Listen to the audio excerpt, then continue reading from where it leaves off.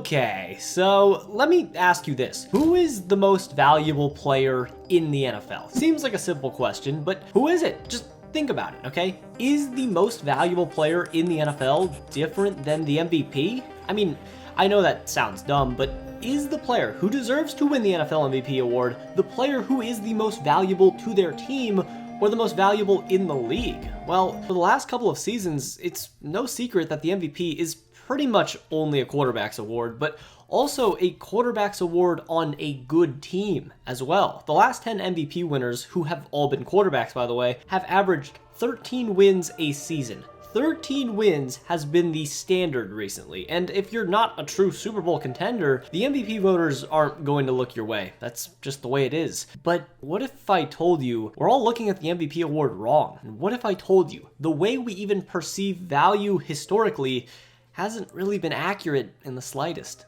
So, this is Joseph. Say hello. He can throw a football pretty well, I guess, and he's having a pretty great season. And we'll talk about him more in a second, but the Cincinnati Bengals aren't exactly a top-tier contender. A good team, maybe, but definitely not anywhere near great. However, if the Bengals had 12 wins, Burrow would get a lot more MVP attention, but the Bengals very easily could have had 12 wins at this point. What if they didn't have the PI call versus the Chiefs? What if the defense could hold on maybe once versus Baltimore and then versus Pittsburgh and Washington? And all of a sudden, if that happened, the Bengals would be 12-4 through week 17. But if the defense makes plays, does that inherently make Joe Burrow a more valuable player to his team? And there lies the current issue with the MVP and the issue it's always been. Why does record matter so much to the MVP award in football? Whereas in sports like basketball, players actually play both sides of the ball. However, they also have their own issues. But Burrow, for instance, has zero effect on what happens when he's not on the field. But okay, let's play by the current rules, shall we? Let's say you need to be a Super Bowl contender to win the MVP, okay? We'll play some devil's advocate here. And if the race ended today, after week 17 of the NFL season, the MVP would likely go to Josh Allen. The Bills are arguably the best team in football, and Allen has the narrative behind him, but does Josh Allen bring more value to his team than Burrow, Lamar Jackson, or Saquon Barkley? Well, you might be surprised. Now, first of all, Saquon Barkley's case is truly unique because, you know, he does play running back. I know, wild revelation there, but he's not winning the MVP. Well, let's be honest, he's just not. The storyline for 2,000 yards is cool, but it's still a quarterback's award. So let's look at Lamar Jackson, Joe Burrow, and Josh Allen and compare them side by side. And as you'd imagine, things get pretty murky. Like, each of these three quarterbacks have their strengths by just looking at these stats alone. And honestly, this is kind of why you can make a convincing MVP argument for each and every one of these guys. Let's start with Lamar Jackson. For most of the season, it looked like he was primed to repeat easily. He had one of the best games a quarterback has ever played versus Denver and has had 13 games with a passer rating of over 100. That's literally impossible. He's simply straight up been the most efficient quarterback in football, which is one of the main reasons why PFF has been so kind to the man and has him ranked as the #1 QB in the game. And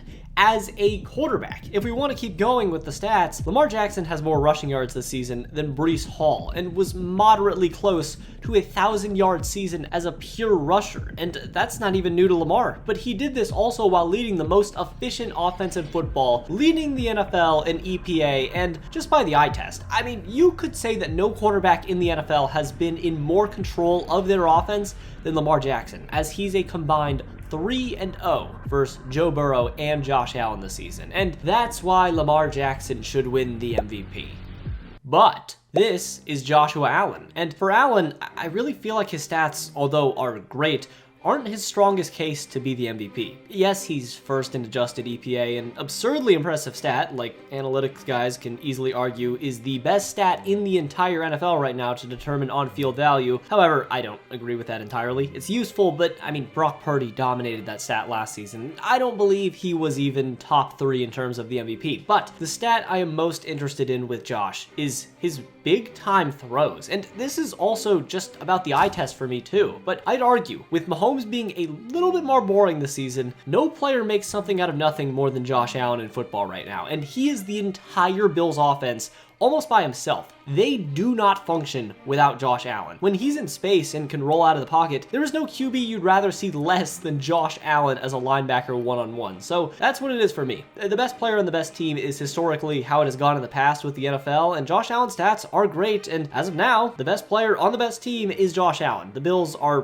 probably one of the top 2 to 3 contenders in the league right now, and Josh Allen is a massive, massive reason for that. Now, let's talk about Joe Burrow, who was pretty much the inspiration for this entire rant thing that you guys are listening to. And the Bengals, though, are not as good as the Bills or Ravens. They're just not. But Joe Burrow has been the best counting stats quarterback in the NFL. He's first in passing yards, first in total touchdowns, and all the while he's been laser efficient, dealing with an ineffective run game for the most part and a bottom 10-5 defense. So once again, I'll remind you that Joe Burrow's value in relation to the team he's actually playing on is only controllable to a certain extent. Obviously that applies for Lamar and Josh Allen, but Burrow doesn't play defense, and when he's been on the field, he has just been dicing up the NFL. I'm sure you've heard the ridiculous stat that Burrow is the only player in NFL history to have 8 straight 250-plus yard passing games and 3 touchdown games in a row, but that's just the beginning. He's breaking Bengals franchise passing records left and right, and you could argue no man is more important to the success of an organization more than Joe Burrow is to the Bengals right now. But this is what captivates me so much about this MVP race, and Joe Burrow in particular. What is value? Is it Joe Burrow's fault the Bengals aren't 12-4? And if it isn't, why doesn't he deserve to win the MVP? I'm not saying he's been 100% perfect, but he's done enough to cement himself as a top 5 player in football right now, and to me, that makes him the most valuable player in the NFL. Now, does that mean he's the MVP? Well, that's a whole different thing in my mind, and people are fighting to the death to convince other camps that their guy should win the MVP. Like,